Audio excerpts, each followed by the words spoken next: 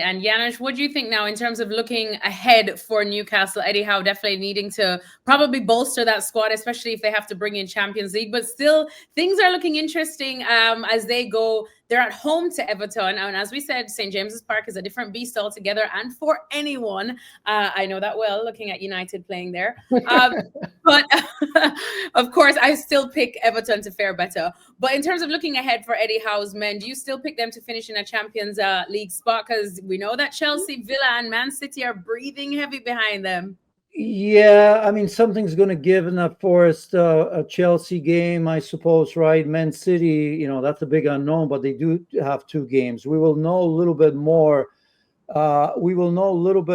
Midweek, right? Not just the Cubs, but even for Villa, Newcastle, because everybody's in it, right? And isn't Man United playing Villa? We'll see what kind of Man United Villa will get, right? So I'm saying all of that is, if Man United wins the Champions League, it's a different look. So look, in terms of Newcastle, I mean, it's a last game. There's a certain amount of pressure because it's the last and final game, but I think they will beat Everton, and that's going to be enough, no matter what happens elsewhere for me.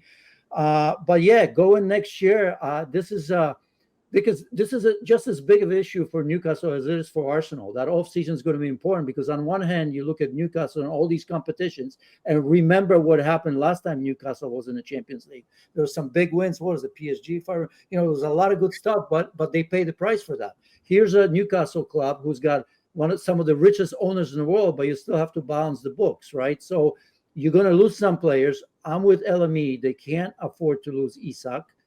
That's just a bad signal, right? I just think to the whole process, Tonali sounds like he may leave. It sounds like he wants to maybe perhaps go back to Italy, and those are just rumors. I think there's maybe they're going to refresh at a goalkeeper position, which we're hearing.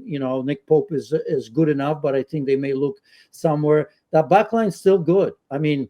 Yeah. It's funny because we're here week in and week out, day in and day out, talking about some of the best center back. I mean, I look at somebody like Fabian Schär. Is there a better and more consistent player than he is? I mean, unbelievable, right? We don't talk about him. Botman is good. I mean, he's had some injuries issues as well. Trippier, that's a question mark. And then Burn. How about him, right? If we're going to talk about Fabian Schär, I mean, I jokingly sometimes, call him a giraffe on roller skates, right? But I mean, what he does, it's incredible. So, but obviously, they're going to need to probably strengthen in terms of depth in those positions. But I think defensively, they're still fairly sound. But for them, that has to wait. Unlike Arsenal, who's already in the Champions League, they have to get it done, because if they don't somehow, then what are we talking about here, right? Some of these targets are different all of a sudden. Yeah, LME, final thoughts then on Newcastle. I know we spoke about the Premier League earlier on in the week in FC Live, but have your, I suppose, predictions changed in terms of who finishes in those Champions League spots? You mean below Newcastle? Because I see Newcastle having taken care of this, no problem at all. Yeah, after that, I mean, look at this. It becomes very interesting. Janusz mentioned it, and I'm telling you this right now.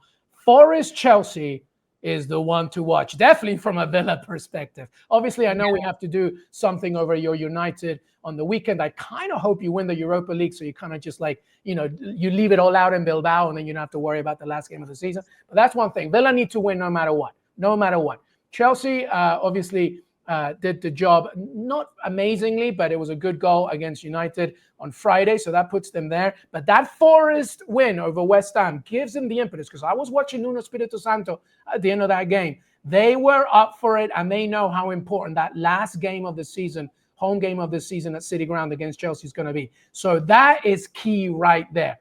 That game, to me, is everything, because, Nottingham Forest win and Villa win and City win, then we having a conversation there. But also, like Janusz said, there's 2 games to go as well, because the Bournemouth away game on Tuesday is going to be interesting.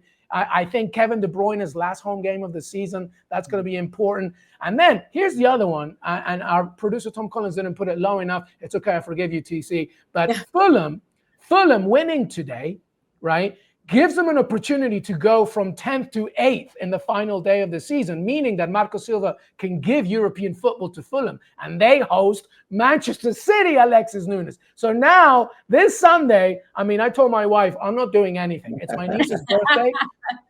It's my niece's birthday, and I'm like, we're not doing anything until way later because I'm watching this. It's going to be I need like 7 screens. I know we have the multi-screen, but I need to watch them simultaneously. It's going to be a crazy circus on Sunday. Unbelievable. She's been on record saying that you don't do anything anyway. So what is it? Ooh, that's a tasty chat for another day. Perhaps ESPN After Dark. Janusz Michallik stole my WhatsApp. That's why he's been reading my messages. I love that. That's the one.